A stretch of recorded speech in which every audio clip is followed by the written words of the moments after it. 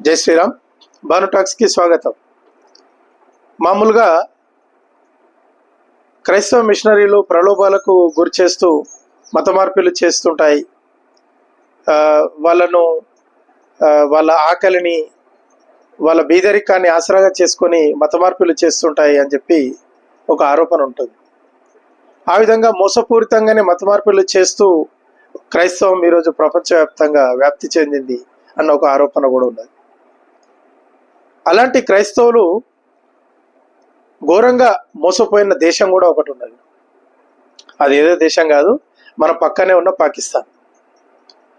పాకిస్తాన్లో క్రైస్తవులు మోసపోయిన చరిత్ర కనుక చూస్తే, ఇది భారతీయ క్రైస్తవులు కూడా దీన్ని తెలుసుకొని దీనిపై ఆలోచన చేయాలి. బ్రిటిష్ కాలంలోనే పాకిస్తాన్ ప్రాంతంలో క్రైస్తవం ప్రాబల్యాన్ని పెంచుకుంటూ పోయింది. ముఖ్యంగా పాకిస్తాన్లోని పంజాబ్ ప్రాంతంలో, అంటే ఇప్పుడు మన భారత్లో ఉన్న పంజాబ్, పాకిస్తాన్లో ఉన్న పంజాబ్లు కలిపి ఉమ్మడి పంజాబ్ ప్రాంతంలో క్రైస్తవ ప్రాబల్యం కొంత ఉండింది. ముఖ్యంగా అక్కడ క్రైస్తవ నాయకులు, అంటే అప్పుడు జిన్నా మాటలు నమ్మి జిన్నా వెంట నడిచిన దివాన్ బహదూర్ సత్యప్రసాద్ పేరు హిందూ పేరుగా అనిపించినా కూడా, ఈ దివాన్ బహదూర్ గారి తల్లి ఒక బ్రిటిష్ అధికారిని పెళ్లి చేసుకోవడం, ఆ విధంగా వీరి కుటుంబం క్రైస్తవంలో జీవించడం అనేది జరిగింది.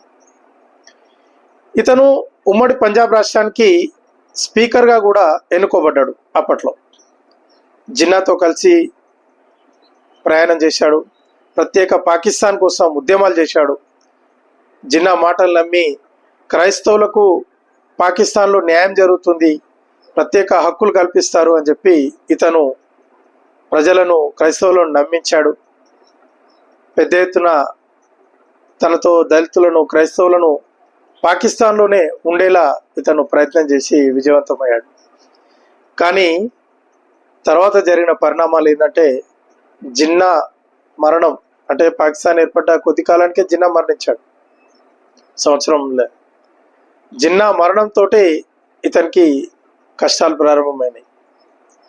ఇతన్ని అవిశ్వాస తీర్మానం పెట్టి స్పీకర్ పదవి నుంచి కిందికి దించేసి ఘోరంగా అవమానించారు. ఆ అవమాన భారానికి ఇతను తన 55వ ఏటని అనారోగ్యంతో కళ్ళు మూశాడు.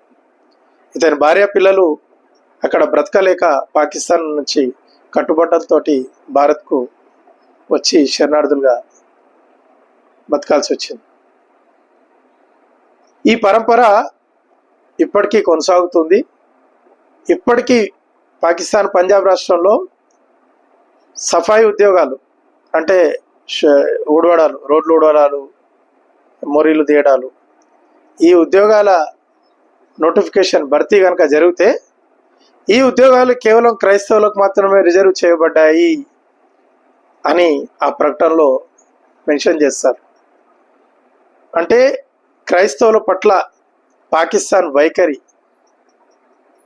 ఎంత ఘోరంగా ఉంటుందో దీన్ని మీరు అర్థం చేసుకోవచ్చు. ఈరోజు ఇక్కడ భారత్లో ఉండే కొంతమంది క్రైస్తవ నాయకులు, క్రైస్తవ పండితులు హిందువులపై పెద్ద ఎత్తున అరుస్తూ ఉంటారు, సెక్యులరిజం అది ఇది అని. హిందుత్వంలో సహజమైన సెక్యులరిజం ఉంటుంది. చీమకు, తేలుకు, పాముకు కూడా హాని చేయని సెక్యులరిజం అది. వాడు పాముకు కూడా హాని చేయనోడు ఇంకో మనిషికి ఎట్లా హాని చేస్తాడు? అది హిందుత్వంలో సహజంగా ఉన్న సెక్యులర్ గుణం. నువ్వు కొత్తగా, యాక్చువల్గా సెక్యులరిజం అనే పదం అంబేద్కర్ రాసిన రాజ్యాంగంలో లేదు, ఇందిరాగాంధీ గారు జొప్పించిన పదం అది తర్వాత కాలంలో, 40-50 ఏళ్ళ తర్వాత. కాబట్టి క్రైస్తవ నాయకులు, క్రైస్తవ పండితులు హిందువులకు సెక్యులరిజం అనేది నేర్పించాల్సిన అవసరం లేదు.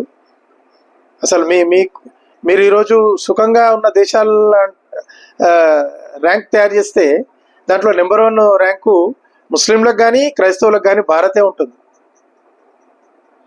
పాకిస్తాన్లో ఈరోజు ఒక ముస్లిం వ్యక్తి బయటికి వెళ్తే ఇంటికి వస్తాడో కూడా తెలియదు.